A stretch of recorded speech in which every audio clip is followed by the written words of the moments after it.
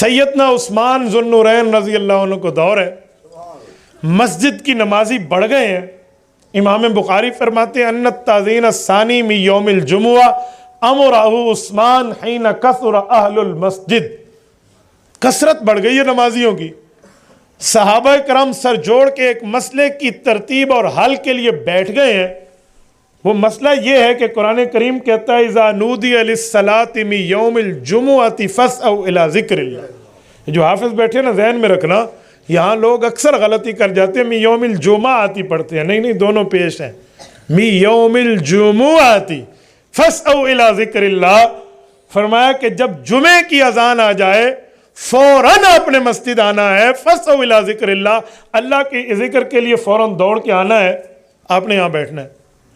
अब जुमे की अजान आती है, एक बंदा अभी कारोबार में मशगूल था, वो बंद करके आना, फिर गुस्ल करना, फिर लेन देन, ये मुश्किल हो जाए। तो इसकी क्या तरतीब बनाई जाए, क्या तरतीब रखी जाए? तो साहबे कराम ने बैठ के एक हल निकाला कि मुसलमानों को मुतवज्जे करने के लिए इस अजान से पहले एक अजान दी जाए, ताकि वो अपने कारोबार को मौकूफ़ करके जुमे की तैयारी में लग जाए, तो गुनाहगार नहीं होंगे।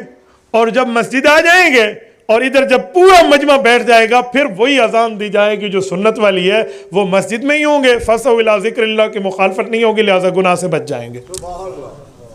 हज़रत उस्मान, हज़रत अली, सब साहबा ने इत्तेफाक किया, इजमा किया, इत्तेहाद किया, फैसला सादर कर दिया कि जुमा के दिन 2 अजानें। पहली अजान जो है वो ज़ौरा पे दी जाती थी, पहाड़ पे, मुसलमानों को मुतवज्जे करने के लिए कि आप मस्जिद की तरफ आ जाइए, जुमे की नमाज की जो है ना क्या कहते हैं तैयारी में लग जाइए। फिर जब जमा हो जाते हैं, जैसे अब तरतीब है, फिर दूसरी अजान आ जाती थी। अब सुनिए ज़रा, हुज़ूर अलैहिस्सलातु वस्सलाम के दौर में तो जुमा की 2 अजानें नहीं है, हज़रत अबू बकर के दौर में नहीं है, हज़रत उमर के दौर में नहीं है। जो जुमा की 2 अजानें नहीं देता वो अहले हक को यही कहता है कि हुजूर ने तो नहीं सिखाया। हम कहते हैं हुजूर ने कुछ आगे भी फरमाया था या कहा था सिर्फ मेरा सीखा लेकर चलना? अब जवाब नहीं है।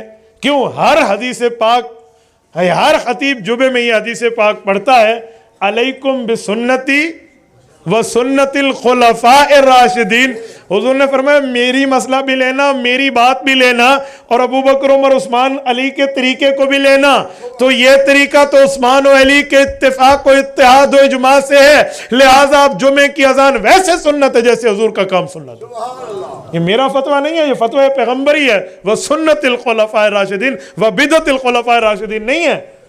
तो लिहाजा अब हुजूर अलैहिस्सलाम का ये भी तरीका है। अब हम जुमा की 2 अजानें देंगे।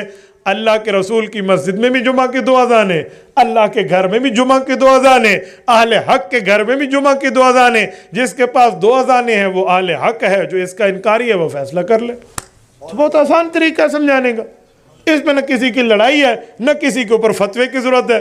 तो जैसे घी 2 नंबर 1 नंबर आप जानते हैं, दूध 2 नंबर 1 नंबर आप जानते हैं, तो यहाँ मसला भी 2 नंबर 1 नंबर आप चेक फरमा सकते हैं।